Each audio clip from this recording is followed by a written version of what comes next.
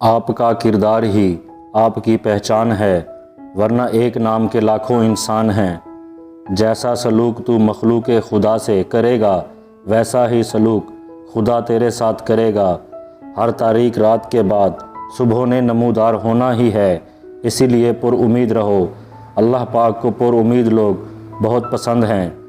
کامیابی کوئی حادثہ نہیں ہوتی، کامیاب محنت، مستقل مزاجی، سیکھنے پڑھنے، قربانی اور سب سے بڑھ کر جو کام تم کر رہے ہو اس سے پیار کرنے کا نام ہے۔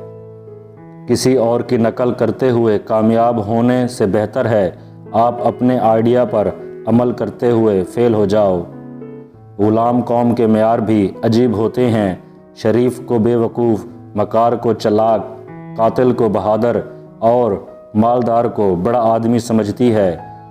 بہترین بدلہ یہ ہے کہ تم انہیں اور زیادہ کامیاب ہو کر دکھاؤ۔ مشکلات کا پتھر تراشنے کے بعد جو ہیرا نکلتا ہے وہ کامیابی ہے۔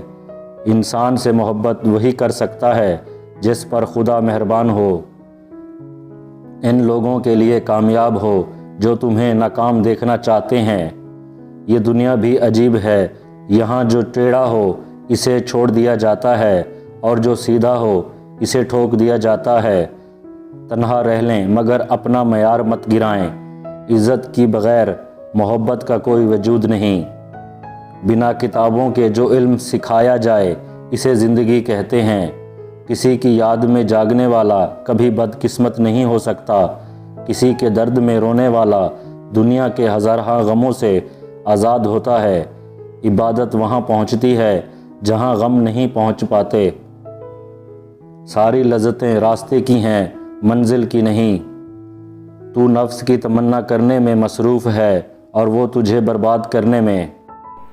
عورت کی ایک خوبی ہے، وہ محبت انسان سے شروع کرتی ہے اور خدا پر ختم کر دیتی ہے۔